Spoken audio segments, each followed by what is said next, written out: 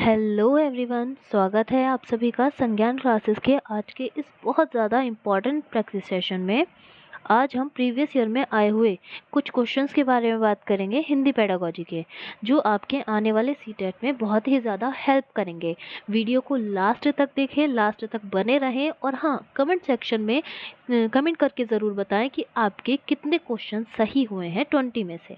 चलिए स्टार्ट करते हैं और आज का पहला क्वेश्चन आपकी स्क्रीन पर है। क्वेश्चन नंबर 1 यहाँ पर है, बच्चे विद्यालय आने से पहले। क्वेश्चंस को ध्यान से पढ़ना है और उनका आंसर करना है। आप 1 बाय 1 ऑप्शंस को नेग्लेक्ट भी कर सकते हैं, ठीक है। चलिए देखते हैं। फर्स्ट ऑप्शन है हमारा, कोई भी भाषा बोल नहीं सकते हैं, सभी भाषाएं पढ़ सकते हैं, सब कुछ लिख सकते हैं या अपनी बोलचाल की भाषा के अनुभवों से लैस होते हैं। जब बच्चा विद्यालय आता है उससे पहले बच्चा क्या होता है, कोई भी भाषा बोल नहीं सकता, ऐसा तो नहीं है ना। वो अपनी एक भाषा लेकर विद्यालय जाता है और उसे बोल भी सकता है। तो यहाँ पर क्या होगा कि ये गलत हो जाएगा आपका ऑप्शन, क्योंकि यहाँ लिखा है कोई भी भाषा नहीं बोल सकते। नेक्स्ट है, सभी भाषाएं पढ़ सकते हैं। ऐसा भी नहीं है कि बच्चा हिंदी भी पढ़ रहा है, इंग्लिश भी पढ़ रहा है, जी आपका उर्दू भी पढ़ रहा है, नहीं ऐसा भी नहीं है, तो ये भी गलत हो गया। सब कुछ लिख सकते हैं, अगर उसे सब कुछ लिखना आता है तो फिर उसे विद्यालय जाने की नीड ही क्या है, ठीक है। तो ये भी हमारा गलत हो गया, तीनों ऑप्शन हमारे गलत हैं, ठीक है। अब आ जाता है लास्ट डी ऑप्शन, अपनी बोलचाल की भाषा के अनुभवों से लैस होते हैं। इसका मतलब ये है कि जो बच्चे की भाषा होती है, जो घर की बोलचाल की भाषा होती है, उसके एक्सपीरियंस, उसके जो अनुभव हैं, जो वो अपने घर से लेकर आया है, उससे लैस होते हैं। इट मीन्स भरे हुए होते हैं। यहाँ पर लेस का मतलब कम नहीं है, यहाँ पर लेस का मतलब है वो भरे हुए होते हैं अपने बोलचाल की भाषा के अनुभवों से, ठीक है। चलिए बढ़ते हैं अगले क्वेश्चन की तरफ। क्वेश्चन नंबर 2 स्क्रीन पर है आपकी, किस तरह के परिवेश में बच्चों का भाषा विकास अपेक्षाकृत बेहतर होगा। कैसे परिवेश में बच्चा ज़्यादा अच्छी तरीके से भाषा को सीखेगा, उसे ग्रहण करेगा। तो यहाँ पर ऑप्शन नंबर ए है आपका, एकल परिवार जहाँ माता पिता भाषा का प्रयोग करते हैं। एक ऐसा परिवार जहाँ केवल मम्मी है, पापा है, बच्चा है। क्या सीखेगा बच्चा, केवल मम्मी से और पापा से। यानी एकल परिवार में क्या होगा, बच्चा बहुत अच्छी तरह नहीं सीख पाएगा। नेक्स्ट है संयुक्त परिवार, जहाँ परिवार के सभी सदस्य, संयुक्त परिवार में बहुत सारे सदस्य होते हैं, जैसे मम्मी पापा ताता चाचा ताऊ ताई, ये सभी हमारे रिलेशन में होते हैं। संयुक्त परिवार के अंतर्गत सभी आ जाते हैं। और एक चीज़ और, बच्चा क्या करेगा, हर किसी के साथ इंटरेक्ट करेगा, हर किसी के साथ बात करेगा। जितनी बात करेगा उतनी भाषा को सीखेगा, उतने ही वो शब्द सीखेगा। तो यहाँ पे क्या होगा, संयुक्त परिवार जहाँ परिवार के सभी सदस्य बच्चों के साथ निरंतर अंतःक्रिया करते हैं। ये ऑप्शन आपका इसका सही हो जाएगा। नेक्स्ट बढ़ते हैं अपने अगले क्वेश्चन की तरफ। क्वेश्चन नंबर 3, भाषा के बारे में कौन सा कथन उचित है, कौन सा कथन सही है। भाषा एक नियमबद्ध व्यवस्था है, भाषा व्याकरण का अनुसरण करती है, भाषा और बोली में कोई भी संबंध नहीं होता है, यह भाषा अनिवार्यतः लिखित होती है। चलिए देख लेते हैं, और जो हम ऑप्शन अपने स्टार्ट करते हैं वो डी से करते हैं। भाषा अनिवार्यतः लिखित होती है, क्या ये बात सही है कि भाषा जो अनिवार्य रूप से होती है वो लिखित होती है, केवल लिखित। अच्छा, मौखिक नहीं होती, मौखिक भी होती है ना, दो रूप होते हैं भाषा के, हमें पता है, मौखिक और लिखित। तो ये क्या हो गया आपका, गलत हो गया, क्योंकि भाषा मौखिक भी होती है, हम बोलते भी हैं और लिखते भी हैं। नेक्स्ट है, भाषा और बोली में कभी कोई संबंध नहीं होता, बिल्कुल गलत। अब भाषा भाषा के अंतर्गत ही तो हमारी बोलियां आती हैं। जैसे हिंदी भाषा की कितनी बोलियां हैं, 18 बोलियां हैं हिंदी की, ठीक है। हिंदी की आपकी कितनी बोलियां हैं, 18 बोलियां हैं। इसी तरह से बाकी अपनी अपनी भाषाओं की अपनी अपनी बोलियां होती हैं। तो यहाँ ये भी गलत हो गया भाई, जब भाषा के अंदर ही बोली आ रही है तो जाहिर सी बात है संबंध तो होना ही है दोनों में। तो ये भी गलत है, ये भी गलत है। बी ऑप्शन की तरफ चलते हैं, भाषा व्याकरण का अनुसरण करती है। चलो जी, करती है, ठीक बात है, भाषा व्याकरण के अनुसार चलती है, इससे बेस्ट भी हो सकता है कुछ। भाषा एक नियमबद्ध व्यवस्था है, ये बात बिल्कुल सही है कि भाषा क्या है, एक नियमबद्ध के अनुसार चलती है, एक नियमबद्धता होती है भाषा में। क्या कि जो भाषा है, पहले हम क्या सीखेंगे भाषा में? वर्ण सीखेंगे, शब्द सीखेंगे, वाक्य संरचना सीखेंगे। मतलब एक पैटर्न चलता है कि ध्वनि सीखेगा बच्चा पहले, फिर वर्ण सीखेगा, फिर अक्षर, फिर शब्द, फिर वाक्य संरचना। ये सारी चीज़ें एक नियम से चलेंगी, एक नियमबद्धता से चलेंगी। तो भाषा क्या है? एक नियमबद्ध व्यवस्था है। और ये जो व्याकरण का अनुसरण वाली बात है, वो भी हमारी इसके अंतर्गत ही आ जाती है। इसी वजह से ये ऑप्शन आपका बेस्ट हो जाता है। तो ए ऑप्शन थर्ड क्वेश्चन का बिल्कुल सही होगा। ठीक है, चलिए फोर्थ क्वेश्चन देखते हैं। पढ़ें और कमेंट में आंसर करके बताएं कि फोर्थ क्वेश्चन का आंसर क्या होगा। कक्षा 1 के बच्चे अपने एवं से प्राप्त बोलचाल की भाषा के अनुभवों को लेकर ही विद्यालय आते हैं। यह भी हमने क्वेश्चन नंबर 1 में पढ़ा था ऑप्शन में, कि जो बच्चा होता है वो अपने बोलचाल की भाषा के अनुभवों से लैस होता है। वही वाली बात है यहाँ पर। वो जो अनुभव लाता है वो कहाँ से लाता है? घर परिवार, पड़ोसी, घर परिवार परिवेश, घर परिवार दोस्तों, घर परिवार टीवी। अब एक चीज़ तो कॉमन है, क्या? घर परिवार। बचा आपका सेकंड वाला ऑप्शन, पड़ोसी, परिवेश, दोस्त और टीवी। अब एक चीज़ देखिए, पड़ोसी, दोस्त और टीवी, ये तीनों चीज़ें किसके अंतर्गत आती हैं? हमारे परिवेश के अंतर्गत आती हैं। बिल्कुल, जो हमारे पड़ोसी हैं, जो हमारे दोस्त हैं, जो हमारा टीवी है, सब किस चीज़ के अंतर्गत आते हैं? आपके परिवेश के अंतर्गत आते हैं सारी चीज़ें। तो कौन सा ऑप्शन बेस्ट होना चाहिए? बी ऑप्शन, घर परिवार और परिवेश, क्योंकि परिवेश में बाकी सारी चीज़ें आ जाती हैं, इसलिए बेस्ट कौन सा हो गया हमारा? B option. गलत कोई नहीं है इसमें, गलत कोई सा भी ऑप्शन नहीं है, बस जो बेस्ट है हमें वो बताना है। ठीक है, बढ़ते हैं अगले क्वेश्चन की तरफ। फिफ्थ क्वेश्चन है हमारा, कोई एक भाषा लिपियों में लिखी जा सकती है? हाँ, उसमें थोड़ा फेरबदल हो सकता है। कोई एक भाषा कितनी लिपि में लिखी जा सकती है? बस क्या होना चाहिए, उसमें थोड़ा सा फेरबदल होना चाहिए। तो इसका आंसर होगा आपका सीमित, 1, 3 या सभी, आपके अनुसार। देखिए, कोई भी एक भाषा जो है वो सभी लिपियों में लिखी जा सकती है।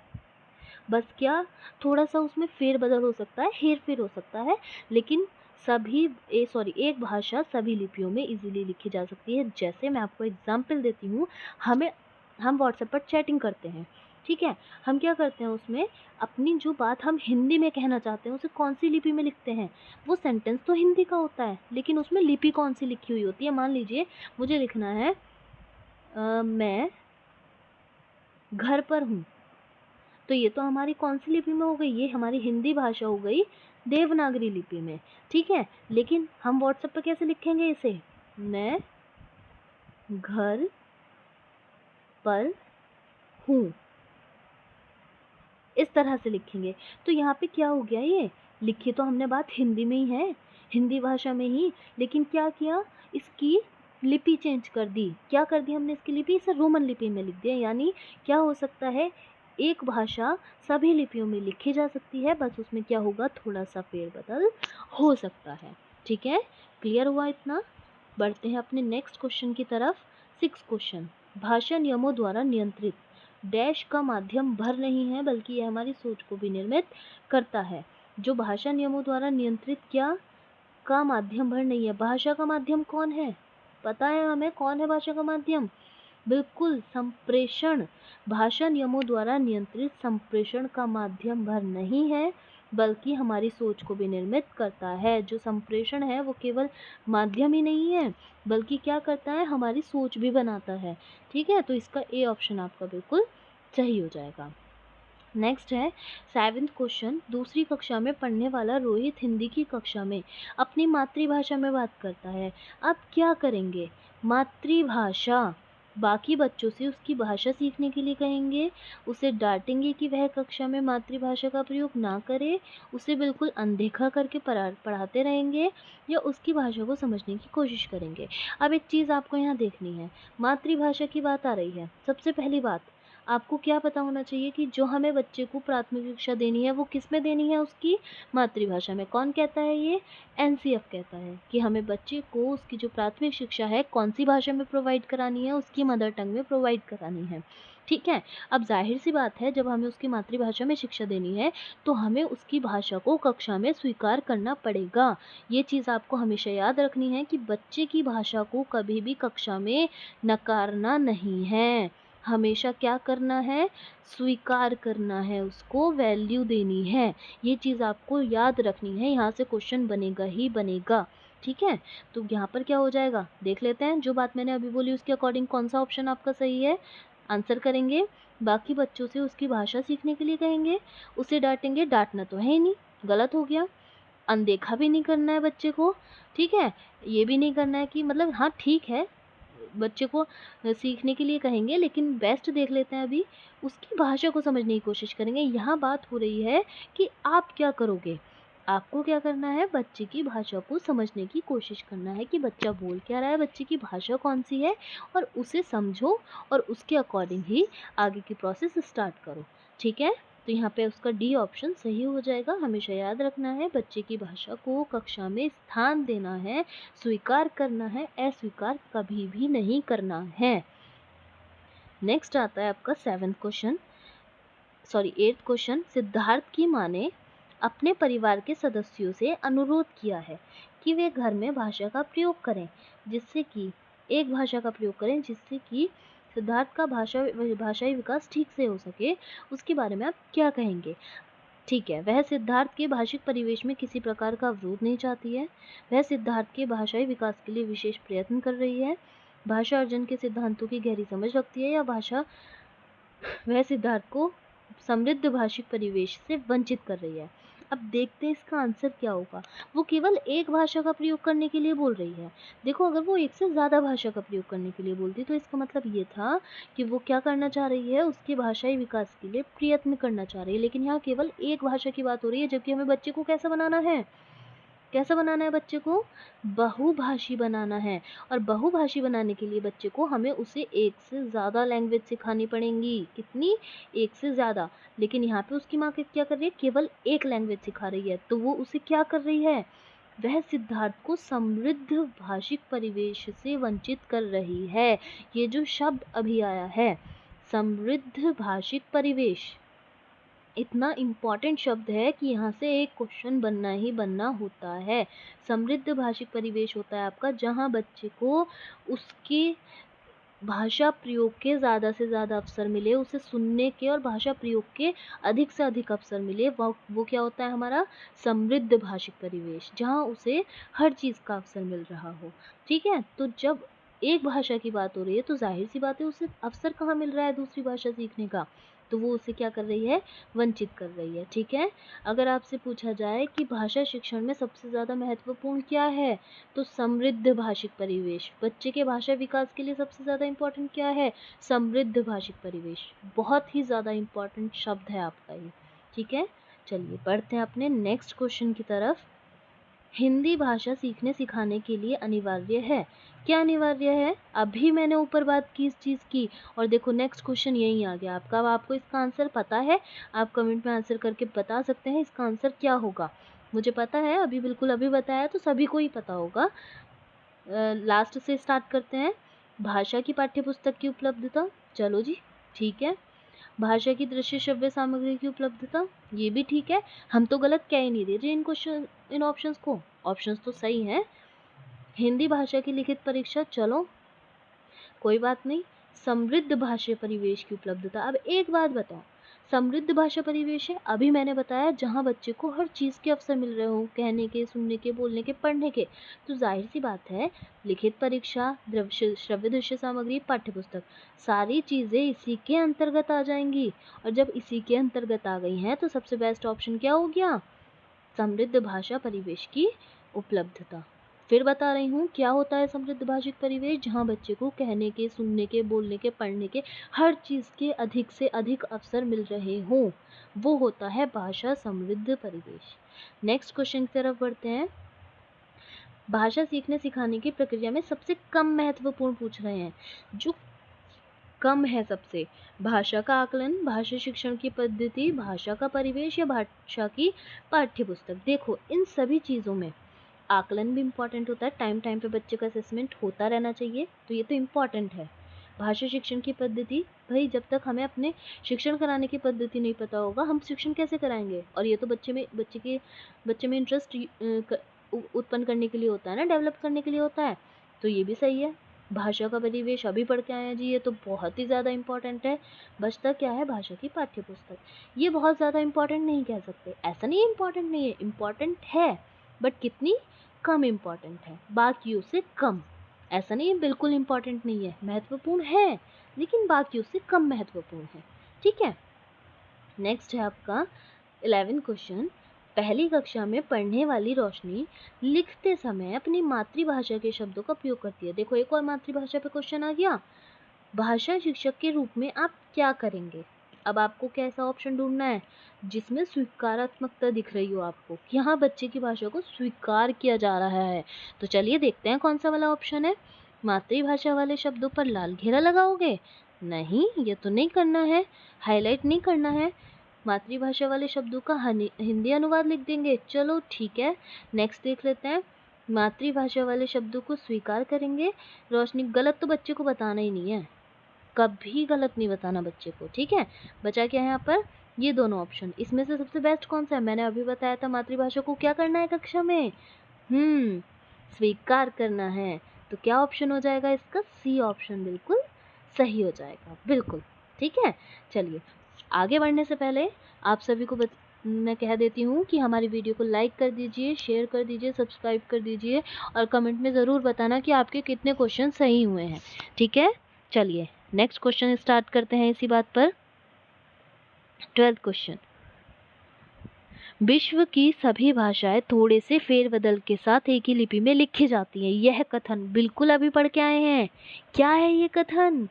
पूर्णतः सत्य है, बिल्कुल सही। सी ऑप्शन इसका क्या हो जाएगा? सही हो जाएगा, क्योंकि ये बात बिल्कुल सही है कि हम एक ही भाषा को सभी लिपियों में लिख सकते हैं, या एक भाषा सभी लिपियों में लिखी जा सकती है थोड़े से फेरबदल के साथ। तो यहाँ पे क्या हो जाएगा? ये कथन पूर्णतः सत्य है। आपका सी ऑप्शन बिल्कुल सही हो जाएगा। 12th क्वेश्चन के बाद आता है आपका 13 क्वेश्चन। भाषा सीखने सिखाने में सबसे अधिक महत्वपूर्ण क्या है? अगेन ये वाला क्वेश्चन आया है। अब सबको पता चल ही गया होगा अब तक। तो इसका आंसर क्या है? क्या होगा इसका आंसर? ऑप्शन नंबर बी, भाषा का समृद्ध परिवेश। बिल्कुल ठीक है। अब मुझे बताने की नीड नहीं होगी शायद कि समृद्ध परिवेश होता क्या है, अब तक आप समझ चुके होंगे। ठीक है, नेक्स्ट है 14 क्वेश्चन। भारतीय संविधान में हिंदी भाषा का क्या स्थान है? जो भारतीय संविधान है हमारा, हिंदी भाषा को किस चीज़ का दर्जा मिला हुआ है? राजभाषा का, प्रशासनिक भाषा का, शिक्षा के माध्यम की भाषा का, या सहराज भाषा का? तो जो हिंदी को संविधान में दर्जा मिला हुआ है, याद रखेंगे, वो राजभाषा का दर्जा मिला हुआ है। कौन सी भाषा का? राजभाषा का। ठीक है, यहाँ पर जो सहराज भाषा है वो क्या है? हमारी इंग्लिश है। सहराज भाषा कौन सी है? हमारी इंग्लिश है। ठीक है, और शिक्षा के माध्यम की भाषा प्राइमरी तक कहें तो बच्चे की मातृभाषा, और उसके बाद बच्चा बाइलिंगुअल हो जाता है, मतलब उसे बाकी लैंग्वेजेस भी हमें सिखानी है। ठीक है, फिर आ जाते हैं नेक्स्ट क्वेश्चन हमारा 15। प्राथमिक स्तर पर भाषा सीखने सिखाने का अर्थ है कि जो प्राथमिक स्तर पर हम भाषा सीखते सिखाते हैं उसका क्या अर्थ है? क्यों सीखना सिखाना है भाई बच्चे को प्राथमिक स्तर पर भाषा? चलिए देख लेते हैं। भाषा का प्रभावी प्रयोग, साहित्य की रचना, अलंकारिक भाषा का प्रयोग, या वर्णमाला सिखाना? तो देखो वर्णमाला सिखाना तो नहीं होगा केवल कि बच्चे को वर्णमाला सिखा दीजिए भाषा आ गई बच्चे को, ऐसा तो नहीं है ना। सी ऑप्शन क्या है? अलंकारिक भाषा का प्रयोग। छोटा बच्चा अलंकारिक भाषा कहाँ समझेगा प्राथमिक स्तर पर? अलंकारिक भाषा कितनी हार्ड होती है, तो प्राथमिक स्तर पर तो इसका कोई यूज़ है ही नहीं। साहित्य की रचना भी नहीं होती है, प्राथमिक स्तर पर साहित्य की बात नहीं की जाती है। फिर आता है भाषा का प्रभावी प्रयोग। ये बहुत ज़्यादा इम्पॉर्टेंट है, यहाँ से भी बहुत बार क्वेश्चन बना हुआ है। क्या? कि जो प्राथमिक स्तर पर बच्चे को भाषा सीखने सिखाने का तात्पर्य है वो क्या है? कि बच्चा हर स्थिति में, जीवन के विभिन्न संदर्भों में, कहीं पे भी भाषा का प्रयोग कर पाए, बस भाषा का प्रयोग कर पाए। बच्चा भाषा क्यों सीख रहा है? जिससे वो उसका यूज़ कर पाए। जब तक वो उसका यूज़ नहीं कर पाएगा इट मीन्स उसका क्या है? बेकार है ये सारी चीज़ें। ठीक है, भाषा सीखना उसका वेस्ट है फिर, अगर वो भाषा का यूज़ नहीं कर सकता तो हमें क्या करना है? भाषा सीखने सिखाने का अर्थ ये है कि बच्चा उसे यूज़ कर पाए। नेक्स्ट क्वेश्चन है 16। बुनियादी स्तर पर शिक्षार्थियों को विद्यालय में उनकी घर की भाषा में पढ़ाना चाहिए। स्टार्टिंग से ये वाली बात पढ़ते हुए आ रहे हैं, क्योंकि यह उनकी शिक्षण अधिगम प्रक्रिया में सहभागिता को बढ़ाएगा। विद्यालयी भाषा सीखना कम महत्व रखता है, ये तो गलत हो जाएगा। ऐसा तो कुछ नहीं है। बच्चे को हमें मदर टंग के अलावा और भी लैंग्वेजेस को सिखाना है। यह विद्यालयी भाषा में नए ज्ञान को संप्रेषित करती है। ऐसा भी कुछ नहीं है।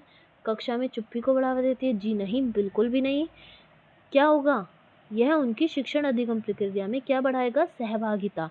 क्योंकि बच्चा जब अपनी लैंग्वेज यूज़ करेगा तो जाहिर सी बात है क्या होगा, बच्चा कंफर्टेबल होगा तो वो हर चीज़ में पार्टिसिपेट करेगा।